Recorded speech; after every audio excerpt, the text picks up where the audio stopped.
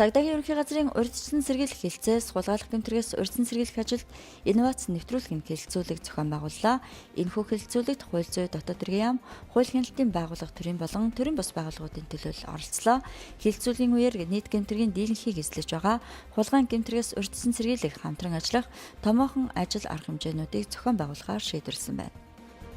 Сэргийлэх ажлыг хийхэд иргэд олон нийтийн оролцоог илүү их нэмэгдүүлэх, эдэнд хууль эрх зүйн ойлголт өгөх.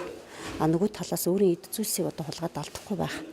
Тэр бас мэдээллийг өгөх шаардлагатай байна гэж бид харж байгаа. Нэг ялангуяа энэ олон нийтийн сүлжээнд, нийгмийн сүлжээнд гэр орногондоо эзгүй байгаа юм уу?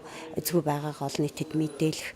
Нөгөө талаас өөрсдийн эдэл чиргэлдэг зүйлийг олон нийтэд мэдээлэл маягаар хүргэж байгаа. Нэг талаас бас өөрсдийгөө хулгайн гэмтэрхт өртөх. Эрсдлийг нэмэгдүүлж байгаа.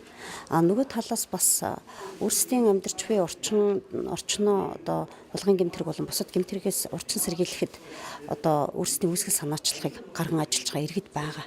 Яагаад тэгэхээр өөрсдийнхөө орц гудамжийг өөрсдийнхөө хүч нөөц болцоогоор камержуулаад эндээ иргэд өөрсдөө хяналтаа тавиад ингээд бас өөрсдийнхөө амьдрах орчныг илүү аюултай эрсдлээс бууруулж байгаа юм иргэд сууцмжлагчдын холбоод зөндөө байгаа. Энэ ажлыг бас төрөөс дэмжих, энэ үүсгэл санаачлагыг илүү их өрнүүлэх, энэ ажлыг бас заашгүй зохион байгуулах шаардлагатай байна. За хулгайлах гэмтэрэг бол өнөөдөр Монгол улсын хэмжээнд бүрдэж байгаа гэмтэргийн 37% дангаар ажиллаж байгаа, хамгийн их бүртгэж байгаа, бидний анхаарлыг татж байгаа гэмтэрэг зөөсөөр болж байгаа. За энэ гэмтэргээс урьдчилан сэргийлэх, талсан зогсоох. За энэ гэмтэргийг урьдчилан сэргийлэхийн тулд шинэ санаа, шинэ оновчтой санаа, инновацийг бий болгохын тулд бид нар өнөөдөр энэ хэлэлцүүлгийг зохион байгуулж байгаа.